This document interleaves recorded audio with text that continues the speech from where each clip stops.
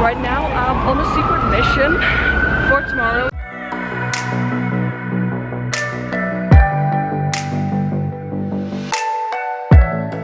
What's up guys, welcome back to a new video. So over the past 2-3 years since I made this video, I've gotten a lot of questions from people about tips on how to get an internship in New York City, or any sort of tips of what it's like to intern in New York.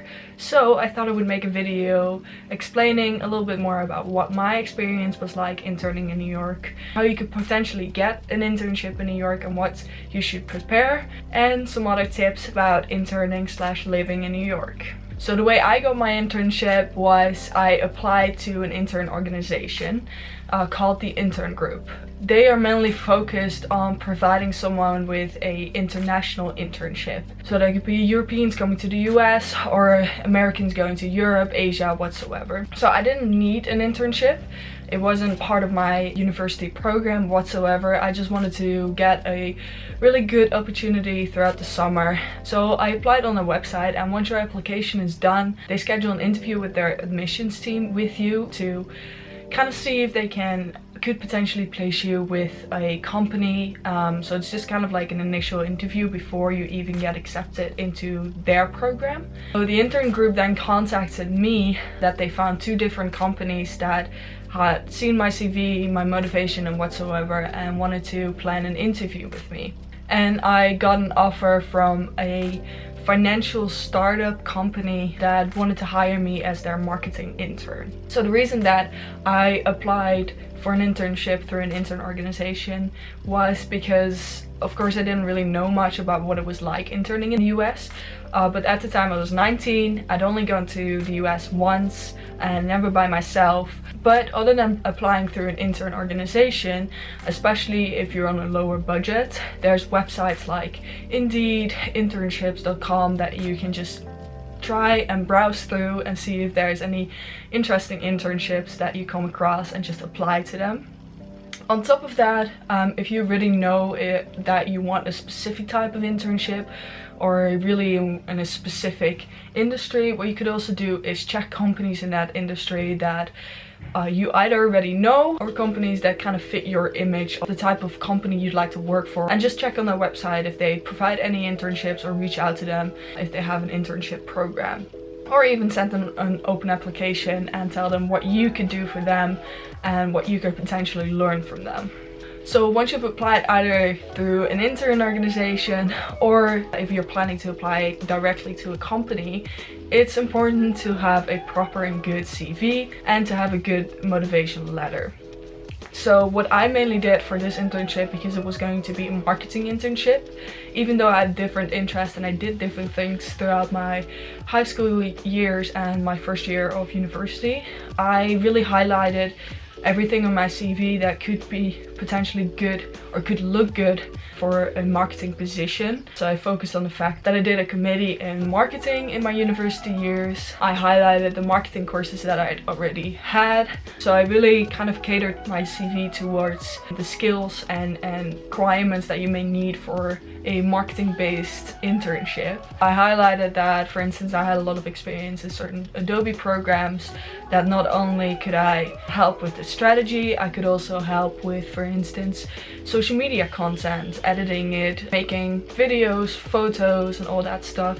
So really focus on what could make me stand out from other people, and try and just stay true to yourself when you're writing a motivation letter. Tell them what drives you, what makes you excited about marketing, what makes you excited about getting an internship in New York, and what you could offer the company in return. Once an interview has been scheduled with a company, it's good to really do your research about this company, to think about some of the questions that they could ask you. One of the questions that I always hated, but I really did find important to highlight and think about, was what are your weaknesses and how do you deal with that? So it's those type of questions, those main or like basic questions, but also questions really related to your field.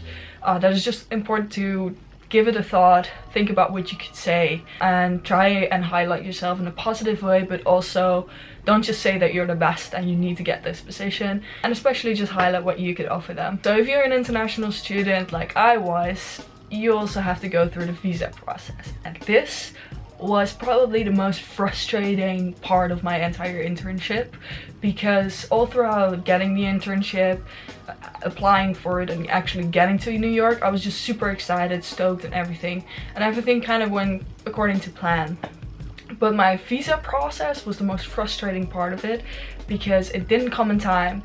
I was frustrated, I was devastated. I really wished that I knew beforehand how long the process could take. So the moment that you get accepted for your internship, start with your visa process, because it's a lengthy process, it's a shitty process, it costs a shit ton of money. Also, it's like, I think back then I had to pay $1,000 or something for the entire process, because you need a visa sponsor. And it's just, I think the company, I don't think the intern group works with this specific company, like the visa sponsor company, anymore, because of all the struggles that a bunch of the interns had back then. It took way too long, and then you could expedite the process, but you have to pay like another $500 or something like that. So the fuck was that? So the moment that you hear you get accepted, start with your visa process. Start filling in all the forms, filing the forms, and start making an appointment with your embassy as soon as possible. In these times it may not be that busy, but generally it can be quite busy to even get an appointment at the embassy. Then the packing process starts. So if you know me just a little bit, I'm terrible at preparing for stuff. So I literally started packing for my trip to New York the day before, I think. But there's some forms that you really do need, that you need to show when you get to customs. So you have to have a return ticket back home. You'll have to be able to show your visa, your application letter or your acceptance letter, that's the word. So then a not very unimportant thing is budgeting for your internship, especially if you're going to New York. New York is a pretty expensive city. It can be smart to budget beforehand.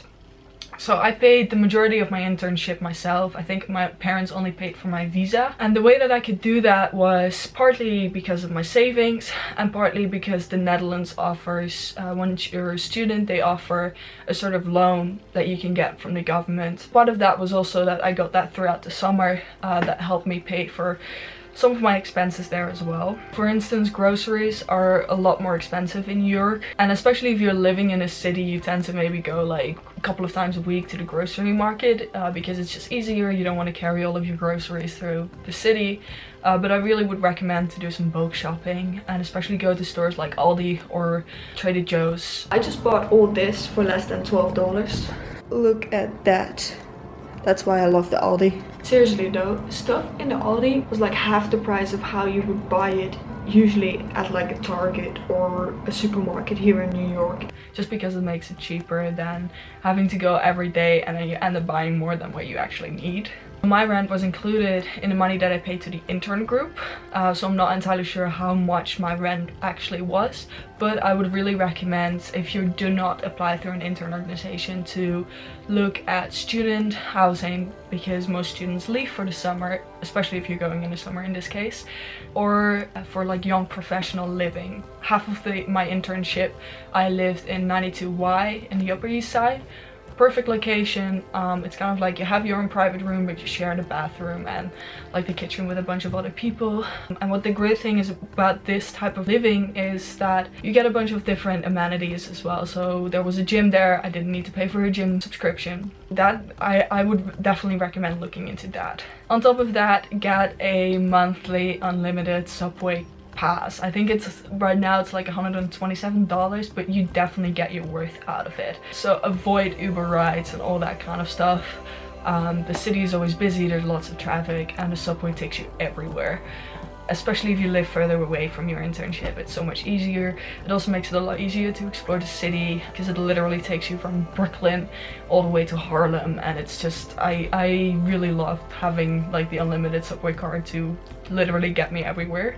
And I would recommend looking at free activities to do around the city. During the summer especially, New York has a bunch of different type of free activities. There's movie nights in Brooklyn, which I really loved. My first half of my internship I lived in Brooklyn Heights, so that was a really great experience.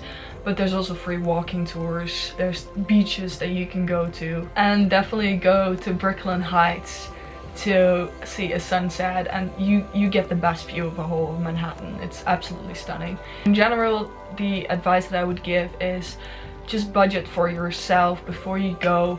What is going to be my rent? How much do I plan on spending on groceries, transportation, and all of the very necessary things that you need to calculate in, and then check how much money you have left to actually do activities. A lot of the activities that I did while in New York were already included in my internship program. We went on a boat tour to visit like the Statue of Liberty. We went to the top of the rock and a bunch of different activities. Most of the time in my actual free time, I would do things that were free, like just going to Central Park and exploring there. So you can also get like a full New York experience without too much of a budget. Then you arrive in New York and you actually get to go to your internship.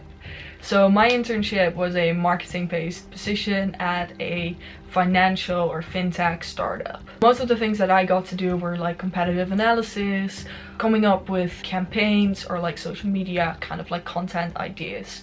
I really enjoyed like what I got to do, but in the end, when I think about it, I wish it was a bit more challenging. So a typical day for me usually started around like 9:30, which I absolutely loved. I'm not a morning person, so I really didn't mind getting there later and also leaving a little bit later. The location of my internship was literally in the middle of Times Square, which I quite enjoyed actually. I know that most people, especially people living in New York, are not a big fan of Times Square, of how busy it gets and how touristic it gets. But I kind of like getting from like a very like quiet area that I used to stay in Brooklyn Heights all the way to Times Square, where it was just buzzing and kind of like it really wakes you up in the morning as well. So usually I would start with either a meeting with my supervisor to kind of talk about what I'd done the previous day or talk about what I would be doing. Then I just started working individually. Sometimes we would have like a small meeting with my supervisor or the CEO of the company to talk a little bit more about my progress, or to talk a little bit more about, for instance, the ideas that I had. Really truly recommend getting the most out of it outside of your internship as well. The cool thing about my whole internship experience was that the intern group also had activities on the weekend, so either on Saturdays or Sundays I would spend almost the entire day with the group of fellow interns. But on top of that, every time that I got done with work or on the other free weekend day, I would go out and explore the city. And also every time I got done with work, I kind of planned a new area that I wanted to explore, and I just took the metro and went there and just explored the area. And I would really recommend to do that as much as possible. You'll be in an amazing city that has so much to offer, there's so much to explore. And I was there for about 6.5 weeks, and I can tell you throughout the 6.5 weeks I still didn't see every part of New York, even though I tried my best. And if you're able to go on a weekend trip, so I planned a somewhat spontaneous weekend trip to Philadelphia. I'm really happy that I did it, and it was on quite a low budget as well. I booked a hostel for just one night. I took a bus from Chinatown in New York very early in the morning, I think on Saturday morning, and came back quite late in the evening on Sunday evening. And this bus trip, I think it cost me like $20 round trip. I don't think it was even that. It was kind of like a sketchy bus and very smelly bus, but it got me there safely and it got me back to New York safely. They were all on time, so I can't complain about any of that. And it was super cheap. Also, if you're an international coming to New York, get a SIM card. Like, I cannot tell you how much I would recommend this, because I don't think back then I had a SIM card. I'm pretty sure I didn't, and I got lost quite a few times because one of the first days that I was in New York, I had planned out this subway trip that I could take. Turned out that the subway was not going between 2 points because they were doing construction. So I was just standing there, fuck, where do I go? But thankfully this really lovely guy helped me out, walked me towards the next subway station.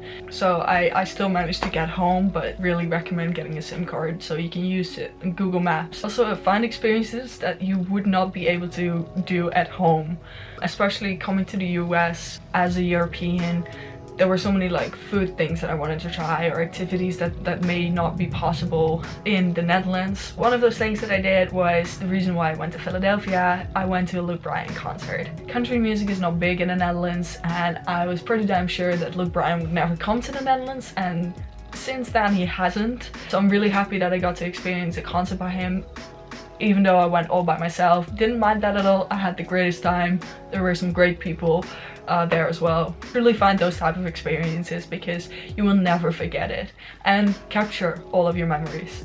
Like, I filmed all throughout my internship experience, and I still love looking back at all of those memories that I made. I really would recommend take as many photos of memories rather than just random buildings or videos, because it's such a great experience to look back upon and connect with people when you're there. So if you don't get the chance, for instance, if you didn't apply through an intern organization and you don't have those type of activities, or if you work in a small team like I did with mainly much older people, connect with people through, for instance, couch surfing.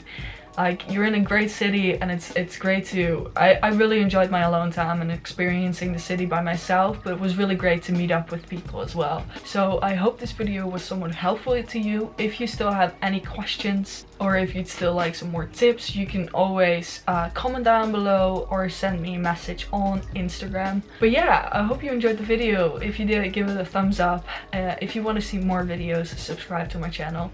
Live to explore. I'll see you next time.